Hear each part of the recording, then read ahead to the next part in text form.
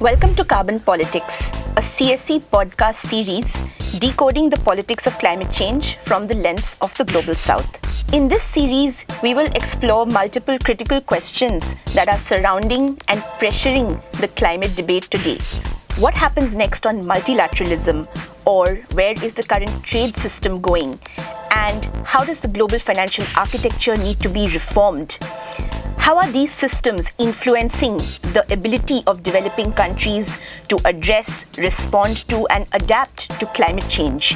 These are some of the critical questions we hope to answer, and we hope you join us on this journey this year. Hi, everyone. Welcome to Carbon Politics, CSE's video podcast. This is our 11th episode in the series, and today we have a very exciting guest with us discussing a very interesting topic. But first of all, I am Avantika Goswami from CSE's Climate Change Program. And today we want to really get into the topic of green industrialization. This is a buzzword that we've been hearing for a few years, and particularly today, we want to talk about the relevance of this agenda of green industrialization for developing countries, that is the Global South. India, of course, is pursuing a number of plans, schemes, policies to advance its green industrial goals, and many other countries as well are doing multiple policy experiments. But the undisputed leader on this agenda is, of course, China, which is today a world leader in producing green technologies that are very critical for the climate transition. So to dissect this topic further, today we have with us Dr. Ilias Alami, Assistant Professor in the Political Economy of Development at the University of Cambridge. And he's going to talk through a lot of his research, which focuses on this subject, on the topic of green industrialization. So, Ilias, thanks so much for being here with us today, for joining us on Carbon Politics. And of course, we are huge fans of your work, and you've been writing, of course, on a whole variety of subjects, but specifically bringing the political economy lens to the whole issue of green industrialization. I think you've helped clarify so much of it for us through your writing, through your lectures as well. So if you could maybe start us off with, how the agenda for green industrialization is really growing in prominence. Before we get into the why and the how, what do we actually mean by green industrialization? Yeah, thank you. Thanks very much for the invitation and the kind words. So that's a great question to start with. So let me briefly unpack the two terms, green and industrialization, starting with industrialization. So industrialization, simply defined, is the process whereby an economy is transformed from being largely based around agriculture to one being based on industry and manufacturing. So in other words, industrialization is about the structural transformation of economies towards higher productivity activities, which allows them to become more stable, more diversified, and therefore more resilient to economic and other shocks. Right. So now moving to the green in green industrialization. Well, the green here means at least two things. One is that it is a recognition that the precise historical conditions that enabled richer countries to industrialize and to develop successfully over the past couple of centuries can no longer be replicated, and in fact are no longer appropriate today at all. So that's because the historical process of industrialization relied on the very extensive consumption of natural resources and energy, particularly fossil fuels, of course, without any regard for the environment, for ecological systems, for planetary boundaries. It also produced lots of waste and pollution. And therefore, this is all completely incompatible with the imperative of environmental sustainability today. Now, the second thing that green means in green industrialization is that the green transition could be also a strategic opportunity for industrialization. An opportunity in the sense that some countries could industrialize by inserting themselves strategically into renewable energy and clean technology supply chains. So things like solar panels, wind turbines, battery components for electric vehicles and other forms of electric mobility. This also could be an opportunity in the sense that countries can benefit from clean energy generation to develop competitive industries to then industrialize. And finally, of course, the green industrialization means that industrialization efforts today should be oriented towards achieving sustainable economies, that is, achieving a form of economic growth that is more ecologically sustainable, that respects planetary boundaries, and that is a lot more efficient in terms of the use of resources. So concretely, this can mean quite different things for countries, depending on their economic structure and depending on their position in the global economy.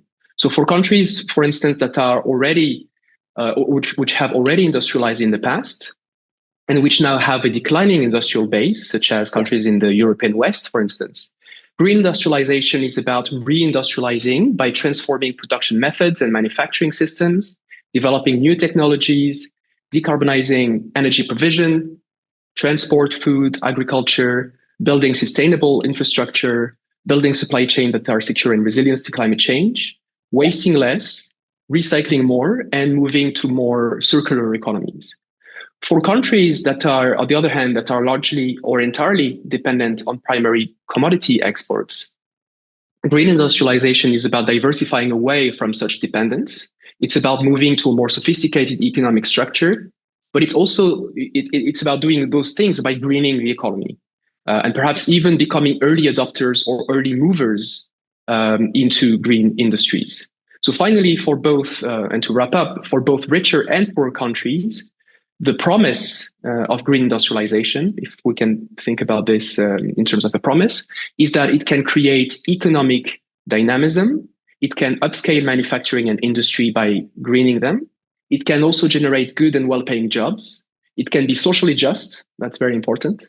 And of course, it can foster at the same time environmental sustainability.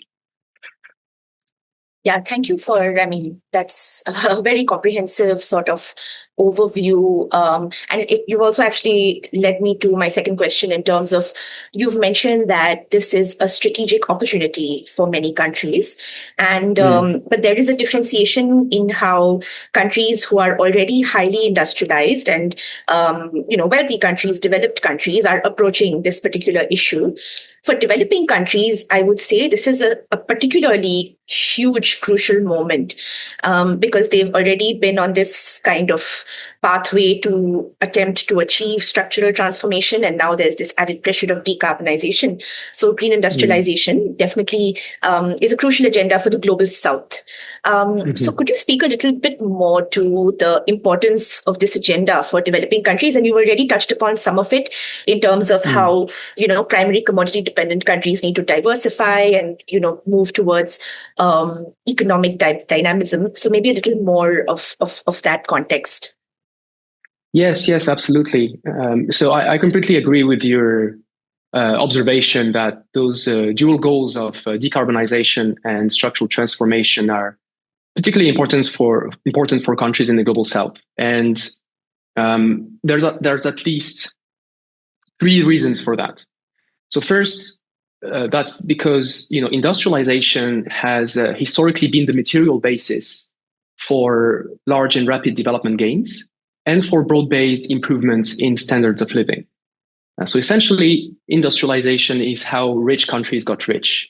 And this is also how a handful of countries in the world, especially in East Asia, have managed to escape the position of peripheries. So perhaps, we can speculate, perhaps there are other ways for poor countries to become rich under capitalism, but we don't know them. So for many economists, industrialization and structural transformation remain fundamental ingredients in the recipe for development and for building stable and robust economies. Right. So that's the first reason. The second reason, which makes the dual aim of decarbonization and structural transformation really important for the global south in particular, is that what we're seeing today is that the competition over clean technologies, over green energy, is really intensifying, and especially between richer countries. So the risk, of course, here is that richer countries, so countries largely in the global north and increasingly in East Asia, that those, as they compete with each other, will end up owning or controlling all the important technologies, intellectual property, green industrial capacities and supply chains for the green transition. Now, that would be a very bad situation for developing countries, because those countries could become relegated to the position of just importing clean technologies and capital equipments and so on from richer countries. Yeah. Or they could be also relegated to the position of just exporting the raw materials like critical minerals and renewable energy, which are important for the transition. Now, in other words, that would mean that if green industrialization does not happen in the global south, the transition that we are seeing in very, perhaps too slow and protracted way, but which we are nonetheless seeing, this transition to a low carbon economy would then be deepening the very familiar relations of economic and technological dependency that we know between the richer world and the poorer world. So that's the second reason. And a third reason is that many developing countries, and this is perhaps the most obvious one, are particularly exposed to the effects of climate change and are already deeply affected by it. So this is then translating into very difficult conditions of living for everyday people, particularly the poor. So there's a class inequality element here as well. But also economic activities are affected.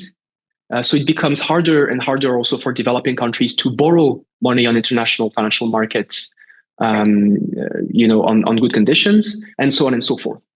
And so what that all means is that decarbonization and structural transformation then for developing countries are a matter of economic survival in the warming world in which we live. And it is also about reducing inequalities between classes to ensure a degree of social justice and political stability. Right. I guess also there's the question of, as there's these growing pressures of things like carbon border adjustment taxes and things like that, we have the risk of high carbon manufacturing, entrenching developing countries in a situation where they are just left behind also in the global economy, plus the question of stranded assets. So I guess the quicker they respond to this new moment and try to plug into the new green economy, the less kind of erosion of gains happen later, if I phrase that well enough. Absolutely. Yeah, there's a profound challenge of not being left behind or being left and dry, as our good friend Tim Sahai had put it one day. But developing countries now, there's so much heterogeneity among the global south. Different countries have obviously different capacities. You have your large emerging economies with huge domestic demand, a certain size of manufacturing base, like your India, Brazil, Indonesia. They have some capacity to plug into global green supply chains. But for a large part of the developing world, green industrialization is still out of reach for multiple reasons. So I was wondering if you could talk about some of the barriers that the global south faces in achieving its green industrial goals. Yeah, thank you. That's a really important question. So I'm going to speak to some of those barriers. While it's important to keep in mind, as you just said, that developing countries are a very heterogeneous group and will have different capacities to address some of those barriers. But overall, I think there's at least 4 barriers that we can briefly discuss.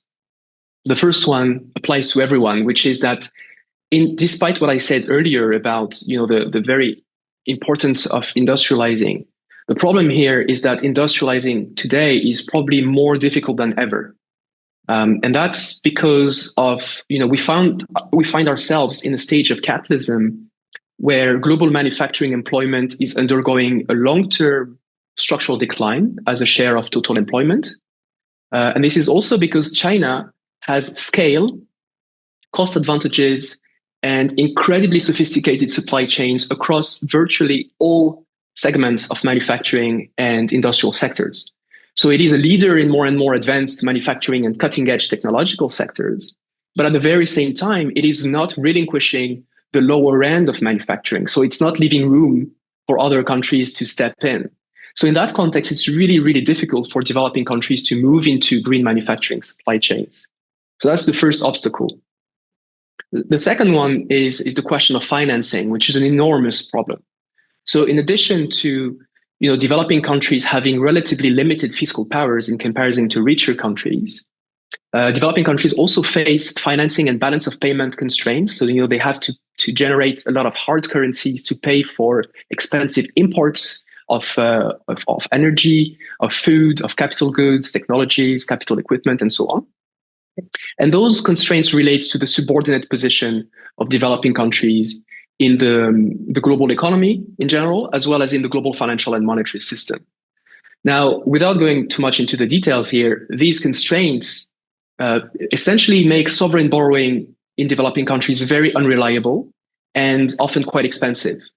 This also drastically increases the cost of capital for green industrialization projects. So, in other words, it is really expensive to finance manufacturing projects or projects for energy and green infrastructure.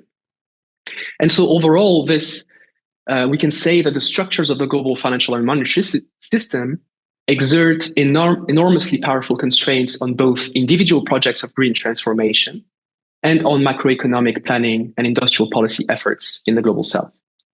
Now, the additional problem here is that these private financing constraints are not being compensated by international public finance in the form of aid from richer countries.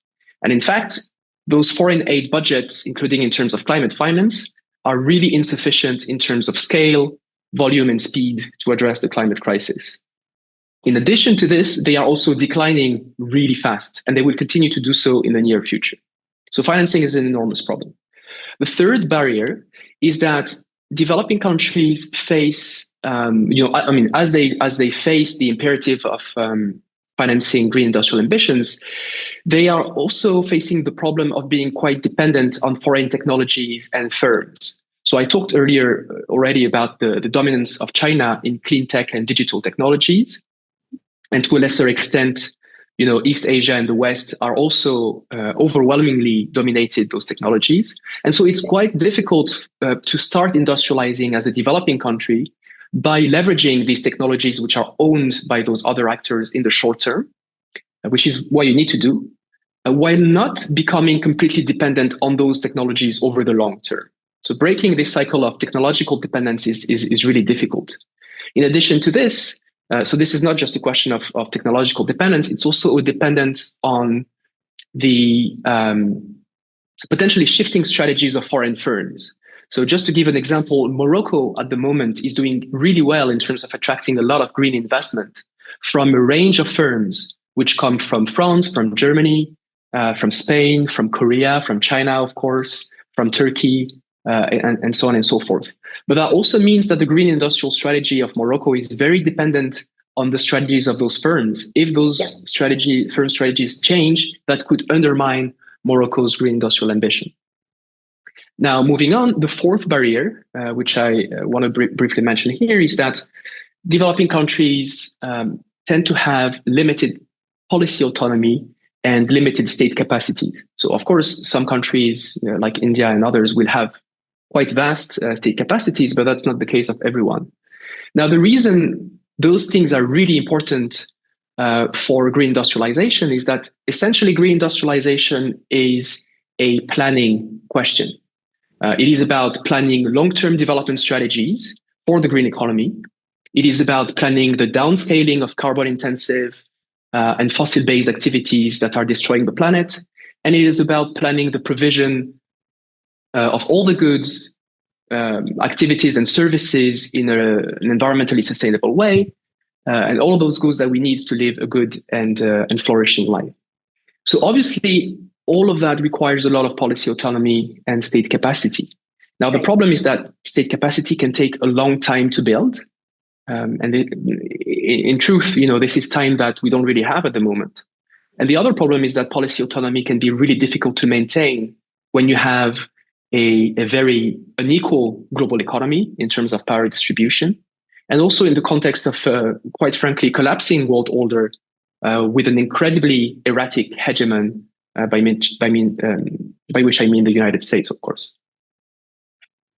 Yes, bleak conditions, but there's also, I feel, thank you for that. I think that's a very sort of exhaustive list of the challenges facing the global south at the moment.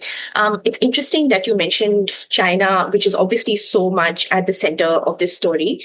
And we're recording this at the same time when the FT has just produced its mammoth China Shock 2.0 series, which is basically detailing out how China is now so entrenched even in high-end manufacturing, not just the low value add, low tech stuff, and is facing so much domestic competition that there's no signs of its export-driven strategy changing anytime soon. So I think for the developing world, a lot of it has to do, again, I think as people like Tim Sahai and maybe you and others have said, a lot of the future for the developing world is maybe going to be negotiating also with China and Chinese companies. And trying to see how they can have sort of mutually beneficial partnerships wherein they're not just dependent on one country or a handful of hegemonic countries for technology.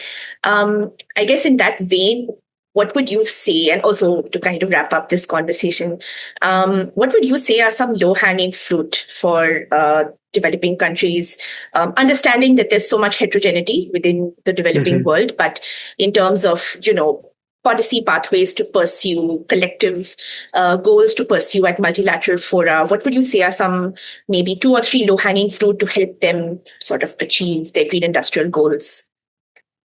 Yeah, thank you. So I'm going to try and strike a slightly more positive or optimistic note than my answer to the previous question. But okay, I think at the national level, there's a few policy options that developing countries can explore.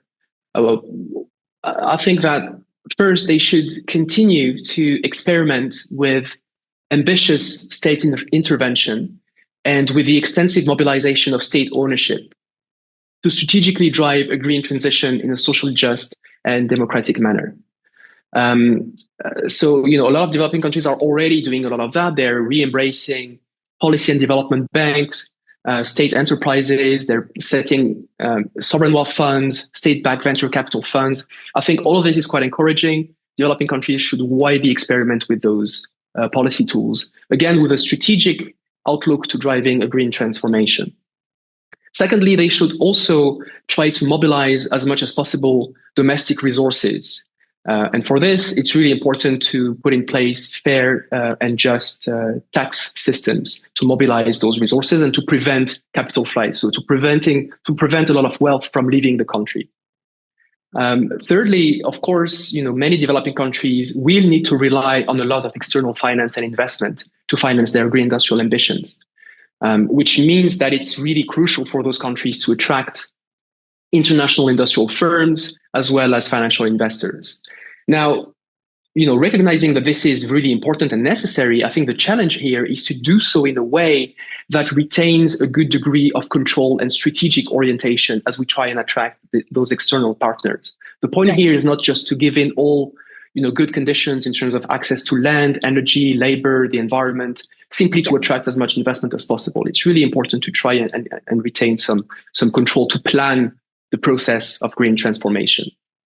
I think I talked earlier about the collapsing world order as a potential problem or barrier to green industrial ambitions, but we can also try and think about this in terms of an opportunity. There is clearly we're clearly in a new period or a new era of geopolitical competition between the US, China, but also other actors, including middle powers. Myself and a range of dear friends and colleagues have proposed to think about this in terms of a second Cold War.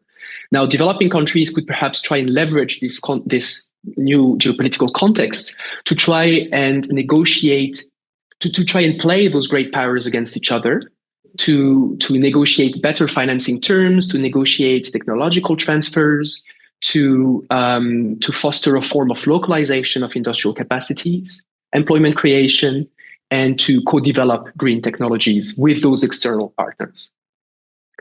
Finally, there's also the question, so I'm talking about of strategies at the national level, of the, thinking of China's clean tech boom, and you've mentioned the excellent FT report So thinking of this boom in terms of an opportunity, perhaps for developing countries.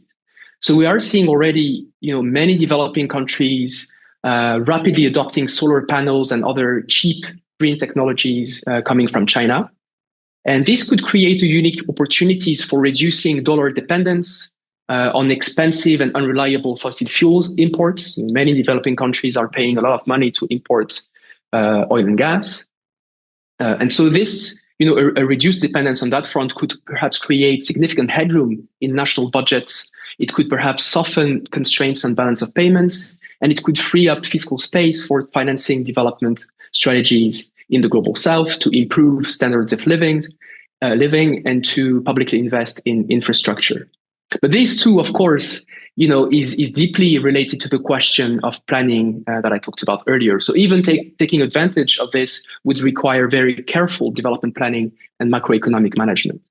Now, wrapping up and turning our gaze towards international solutions rather than national solutions, I think what could be productive would be for developing countries to continue or perhaps do a bit more in terms of building coalitions of developing countries to push for more policy space, to push for more policy autonomy, to conduct ambitious and coordinated green industrial policies in the global south, and also to push for a reform of the international financial and monetary system to alleviate some of the constraints that I talked about earlier when we talked about barriers.